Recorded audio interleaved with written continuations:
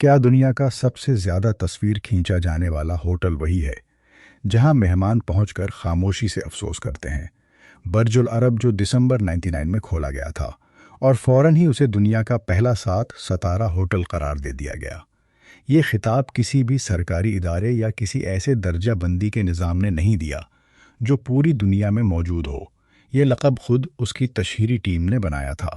اس دعوے کو آج تک کسی نے آزادانہ طور پر ثابت نہیں کیا، کسی نے اس کی تصدیق نہیں کی، اور نہ ہی اسے کبھی واپس لیا گیا۔ بس اسے اتنی بار دہرایا گیا کہ وہ ایک حقیقت بن گیا، اور اصل کہانی یہیں سے شروع ہوتی ہے۔ برج العرب دبئی میں جمیرہ ساحل کے سامنے تقریباً 280 میٹر دور ایک مصنوعی جزیرے پر قائم ہے۔ اس کی شکل پہچاننا بہت آسان ہے، ایک بادبان کی مانند عمارت جو خلیج فارس کے اوپر 321 میٹر بلند ہوتی ہے اور شہر کے بیشتر ساحلی علاقوں سے نظر آتی ہے۔ جب یہ کھولا گیا تو اس کی تعمیر پر تقریباً $1 ارب خرچ ہوئے تھے۔ اس کے بارے میں 4000 سے زیادہ اخباری اور رسالہ جاتی مضامین شائع ہو چکے ہیں۔ صدارتی تصاویر کے پس منظر میں یہ نظر آ چکا ہے۔ اس کے ہیلی پیڈ پر فارمولا 1 کے ڈرائیوروں کی میزبانی کی گئی ہے، اور ٹائیگر ووڈز نے اس کی چھت سے گولف کی گیندیں سمندر میں مارتے ہوئے اسے گولف کے میدان کی مانند استعمال کیا تھا۔ برج العرب صرف ایک ہوٹل نہیں ہے، یہ ایک علامت ہے، اور علامتیں خطرناک ہوتی ہیں کیونکہ وہ ایسے وعدے کرتی ہیں جنہیں حقیقت ہمیشہ پورا نہیں کر سکتی۔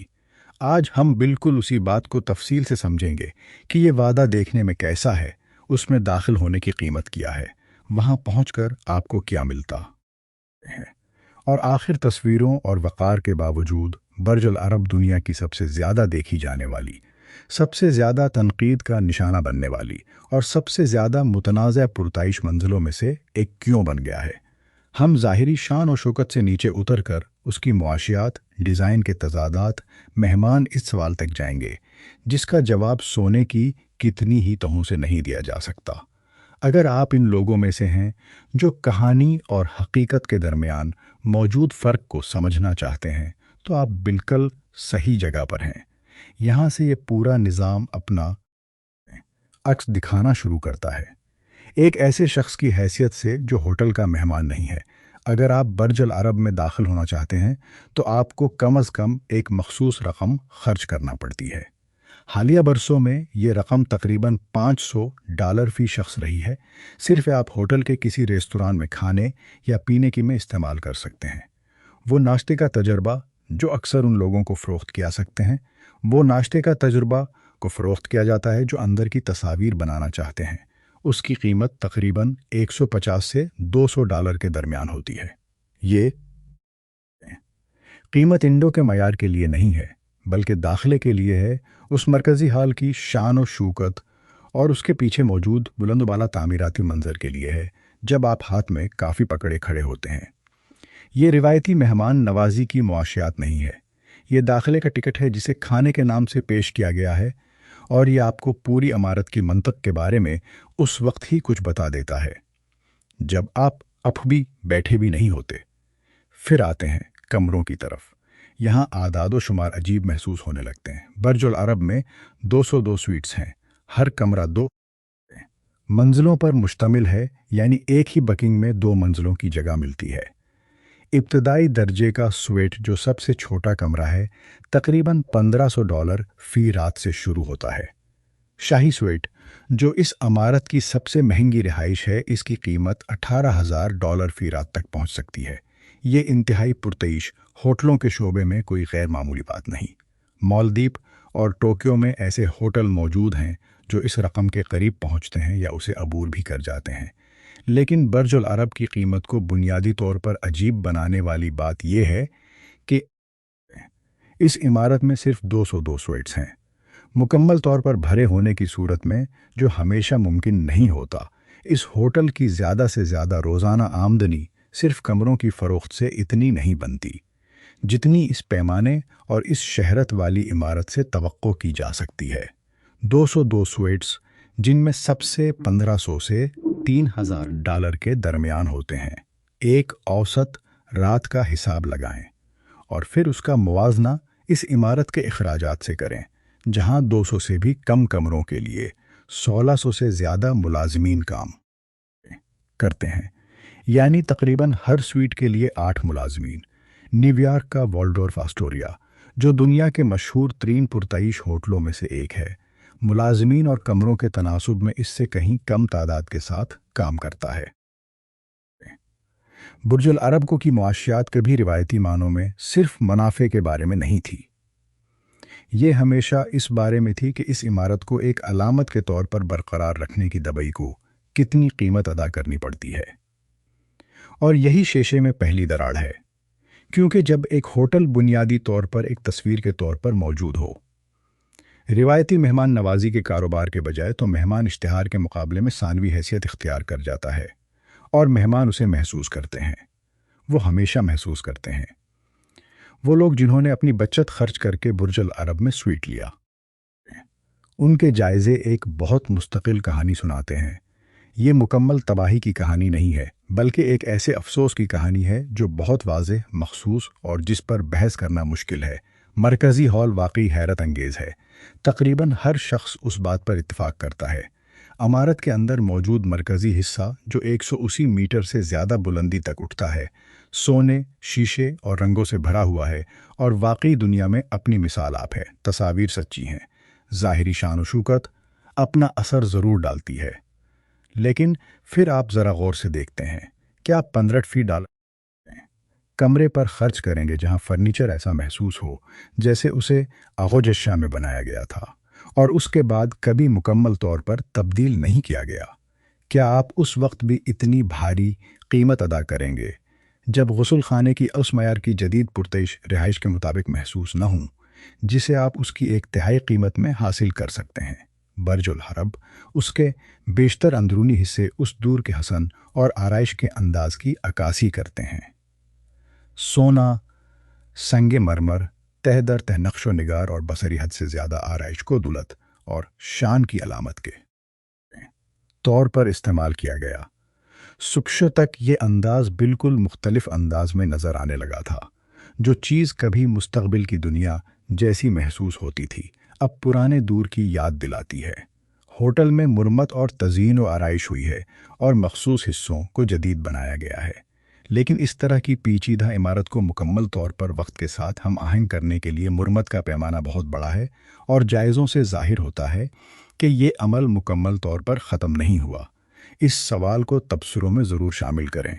क्या आपने बुर्ज अल अरब का दौरा किया है, या क्या आप कभी एक रात के लिए इतनी बड़ी रकम खर्च करेंगे? तबसरों में आने वाले जवाबात अक्सर दो हिस्सों में तकसीम होते हैं। एक वो लोग हैं जो एक बार वहाँ जा चुके हैं और कहते हैं कि दोबारा नहीं जाएंगे, और दूसरे वो लोग हैं जो कभी वहाँ गए ही नहीं लेकिन पूरे यकीन से कहते हैं कि वो ज़रूर जाएंगे।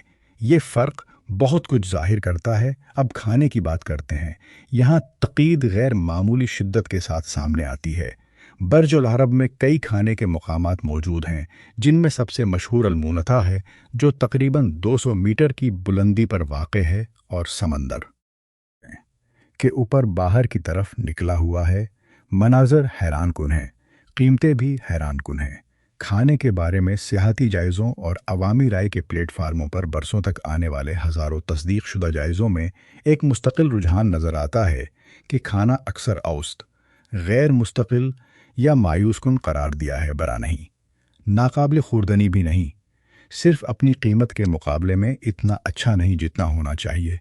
जब दो अफराद के लिए 3 मरहलों पर मुश्तमिल खाने की कीमत $600 हो और बरसों तक आज़ादाना जायज़ा लेने वालों की मजमूई राय ये हो कि खाना उस मायार का नहीं जो लंदन, टोक्यो या न्यूयॉर्क में इसी कीमत पर मिल सकता है, तो यहाँ कुछ बुनियादी तौर पर गैर मुतवाज़न महसूस होता है। मंजर वो काम कर रहा है जो बावर्ची खाने को करना चाहिए था।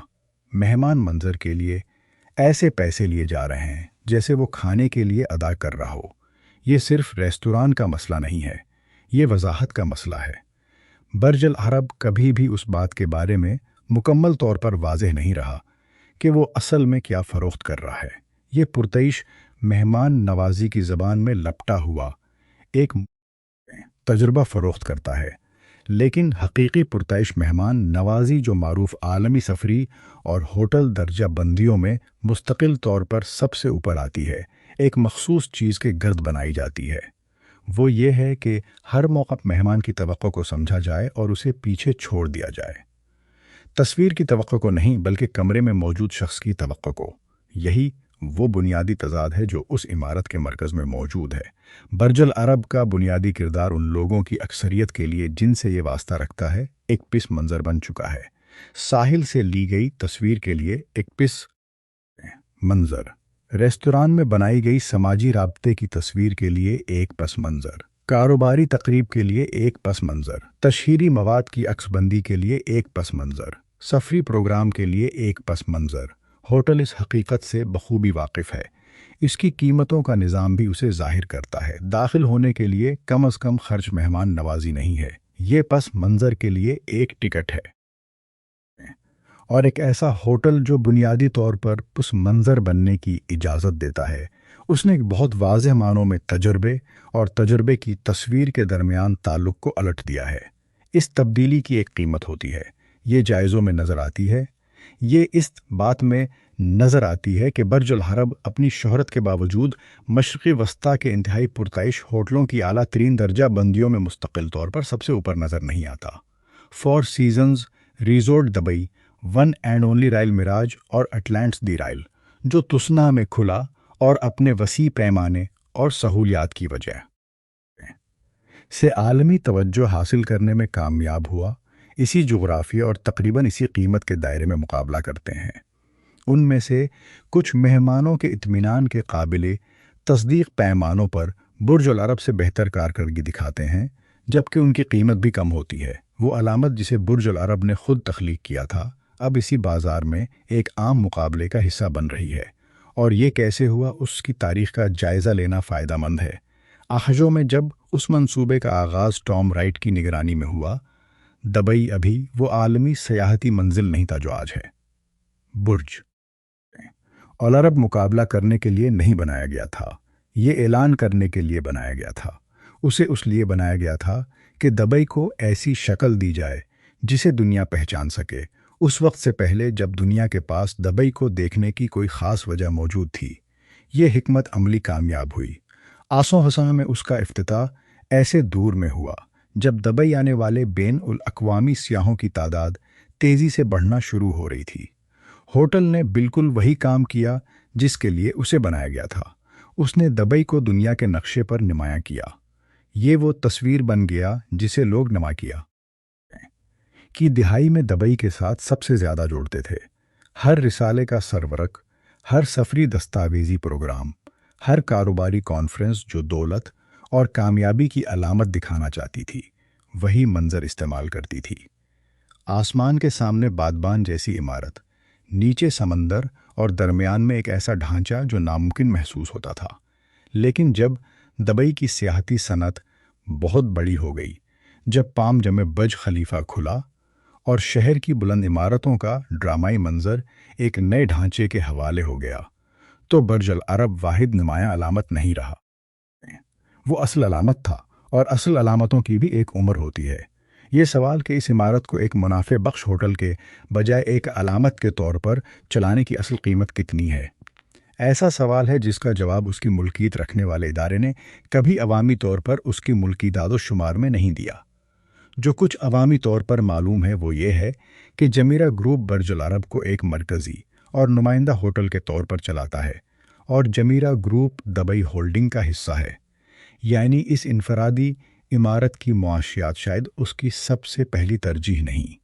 ایک مرکزی نمائندہ عمارت برانڈ کو آگے بڑھانے کے لیے موجود ہوتی ہے، برانڈ پورے گروپ کو آگے بڑھاتا ہے، اور پورا گروپ دبئی کی اس وسیع خواہش کا حصہ ہے کہ وہ اس خطے کی سب سے اہم پرتعیش سیاحتی منزل بنا رہے۔ منطق اور یہ منطق حکومتی اور ریاستی 3000 ہڈلر پر سمجھ میں ہے، اور وہاں انٹرنیٹ ڈالر ادا کر کے ایک کمرہ لیا ہے، اور وہاں انٹرنیٹ قابل اعتماد نہیں تھا، یا کمرے تک کھانا پہنچنے میں کسی یورپی شہر کے 4 ستارہ ہوٹل سے بھی زیادہ وقت لگا، جیسا کہ برسوں کے مہمانوں کے جائزوں میں بعض اوقات شکایات کی۔ सूरत में सामने आया है, तो ये मंतक इतनी आसानी से समझ नहीं आती। जब वादा और कीमत एक दूसरे से मुताबिकत खो देते हैं, तो मेहमान सिर्फ अफसोस के साथ वापस नहीं जाता, वो वापस जाकर लिखता है। और आज के दौर में जब किसी सफरी फोरम पर एक मकबूल गुफ्तगू हज़ारों लोगों तक पहुंच सकती है जो ये फैसला कर रहे हों कि उन्हें बुकिंग करनी चाहिए या नहीं, तो वही शोहरत जिस पर बर्ज अल अरब की बुनियाद रखी गई थी, मायूसी को मज़ीद नुमायां करने का सबब बन जाती है। क्योंकि तवक्को जितनी बुलंद हो, उससे पैदा होने वाला फ़र्क इतना ही वाज़े महसूस होता है। उस में एक ऐसी बात भी है जो साहिल के सामने मसनूई जजीरे पर खड़े एक होटल से कहीं आगे निकल जाती है। बर्ज अल अरब पुरताइश ज़िंदगी के एक मखसूस नज़रिए की नुमाइंदगी करता है।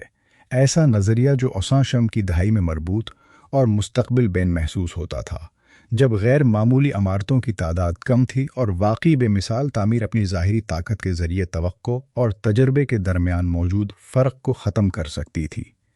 इस नज़रिए का ख्याल था कि ज़ाहिरी शान और शौकत हमेशा काफ़ी रहेगी, कि तस्वीर हमेशा कीमत को दुरुस्त साबित करेगी, कि अलामत हमेशा जायज़े से आगे रहेगी। लेकिन आज जब इंतहाई पुरतइश मेहमान नवाजी की दुनिया बहुत ज़्यादा वसी हो चुकी है, जब मुसाफिरों के पास हकीकी मुतबादिल मौजूद हैं, जब वो अपनी तवक्कुआत के बारे में ज़्यादा वाज़े हो चुके हैं, और जब इंटरनेट पर मौजूद जायज़ों का निज़ाम किसी भी खामी को छपाना तकरीबन नामुमकिन बना देता है, तो ये नज़रिया एक ऐसे हिसाब किताब का सामना कर रहा है जिसके लिए उसे कभी तैयार नहीं किया गया था। बुर्ज अल अरब ख़त्म नहीं हो रहा, ये मुकम्मल तौर पर फ़ाल है। अहम तारीख़ों पर उसके कमरे अब भी मुकम्मल तौर पर बुक हो जाते हैं, और ये आज भी हज़ारों तस्वीर पैदा करता जा रहा है। लेकिन उसके गिर्द होने वाली गुफ्तगू की नौइयत बदल चुकी है। जहाँ कभी सवाल ये होता था कि मैं वहाँ कैसे पहुँचूँ, अब सवाल ये है कि क्या ये वाकई काबिल कदर था, और जो लोग वहाँ जा चुके हैं उनके जवाबात इतने पेचीदा हैं कि कोई भी तशहीरी मुहिम उन्हें आसानी से एक ही जवाब में तब्दील नहीं कर सकती। बादबान जैसी इमारत अब भी साहिल से 321 मीटर बुलंद नज़र आती है। रोशनी अब भी मरकज़ी हाल के शीशे पर ऐसे ज़ावियों से पड़ती है कि लोग दरमियान में रुक जाते हैं। लेकिन इस ज़ाहिरी शान शौकत के नीचे खामोशी से कुछ बदल चुका है, और जो लोग उसके अंदर मौजूद होने के लिए सबसे ज़्यादा कीमत अदा कर रहे हैं, वही उसे सबसे ज़्यादा वाज़े तौर पर महसूस करते हैं। एक ऐसी अलामत जिसे इन लोगों से महफूज रखना पड़े जो उसे सबसे बेहतर जानते हैं, वो अब सिर्फ एक अलामत नहीं रही, वो एक राज बन चुकी है। ये तज्जिया इन लोगों के लिए है जो कहानी और हकीकत के दरमियान मौजूद फ़र्क को देखना चाह इन लोगों के लिए जो सिर्फ तस्वीर पर यकीन नहीं करते, बल्कि ये जानना चाहते हैं कि तस्वीर के पीछे असल में क्या मौजूद है।